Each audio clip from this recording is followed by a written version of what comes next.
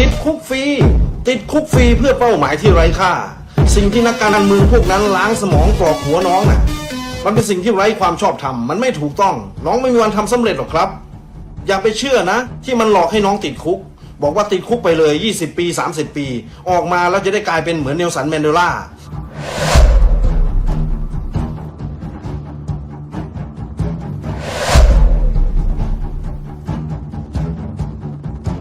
ยังคงมีประเด็นให้ต้องติดตามกันต่อเนื่องค่ะสำหรับกรณีการอดข้าวอดน้ำประท้วงของกลุ่มแก๊ง3 นิ้วนะคะที่มาจนถึงตอนนี้ก็มองว่าเป็นการกระทำที่ไร้ประโยชน์ไม่ได้สร้างผลประโยชน์ให้กับใครเลยโดยเฉพาะกับตัวเองค่ะ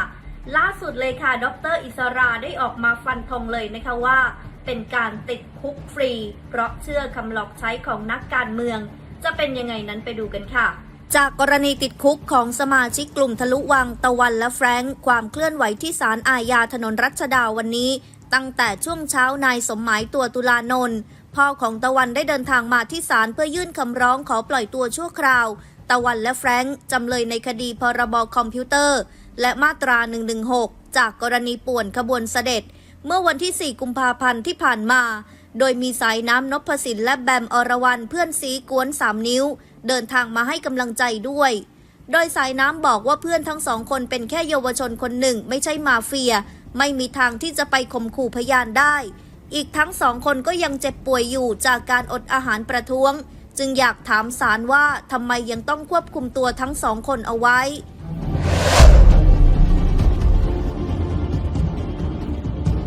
ล่าสุดดร.อิสราออกมาพูดถึงประเด็นนี้โดยบอกว่า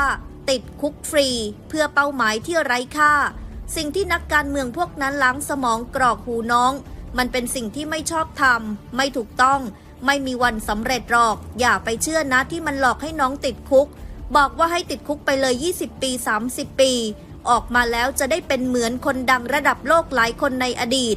ซึ่งมันหลอกอย่าคิดว่าอุดมการณ์ผิดที่พวกนี้หลอกใช้จะทำให้น้องเป็นมหาบุรุษเหมือนเขา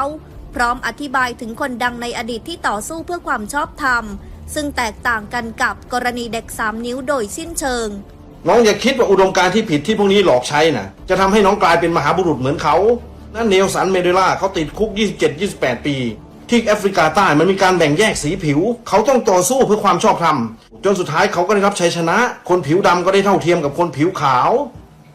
เชกูวาราฟิเดลคาสโตรเขาต่อสู้เพื่อปลดแอกจากจังหวัดนิยมครับชาวผิวขาวชาวอเมริกันมหาอำนาจของโลกไปครอบงำคิวบาครอบงำประเทศแถบแคริบเบียนเขาต้องลุกขึ้นสู้เพื่อปลดแอกให้พี่น้องประชาชนของเขาจากอำนาจเผด็จการจากอำนาจจักรวรรดินิยมทุนนิยมครับแล้วก็ใกล้บ้านเราท่านโฮจิมินห์ท่านต่อสู้เพื่อกอบกู้เอกราชจากฝรั่งเศสที่มาล่าอาณานิคมหลังจากนั้นประชาชนชาวเวียดนามยังต้องต่อสู้ต่อกับจักรวรรดินิยม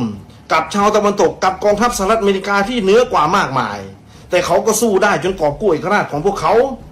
มหาบุรุษเหล่านี้เขาสู้เพื่อความถูกต้องเพื่อความชอบธรรมส่วนน้องๆคิดว่าตัวเองสู้เพื่ออะไรครับน้องกำลังรับใช้ใคร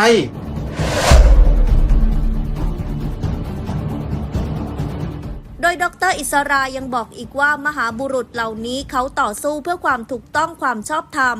ส่วนน้องๆคิดว่าตัวเองสู้เพื่ออะไรน้องกำลังรับใช้ใคร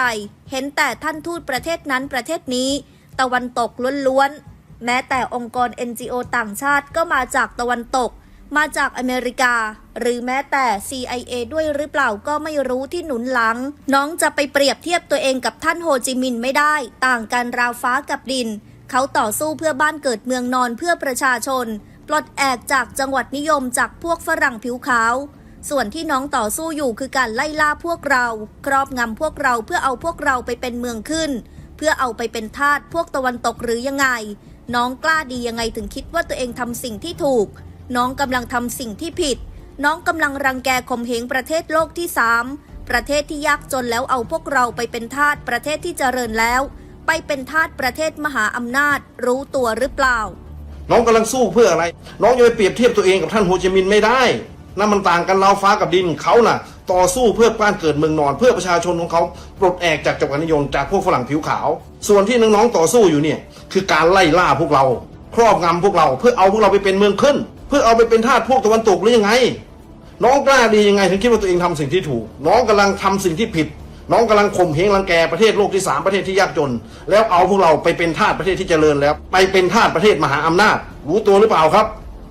ก็ตามนั้นเลยค่ะ เอาจริงดร.อิสราก็ออกมาเตือนหลายครั้งแล้วนะคะ ว่าการออกมาเคลื่อนไหวของกลุ่มแก๊ง3นิ้วจนตัวเองต้องติดคุกติดตารางต้องโดนคดีกันไป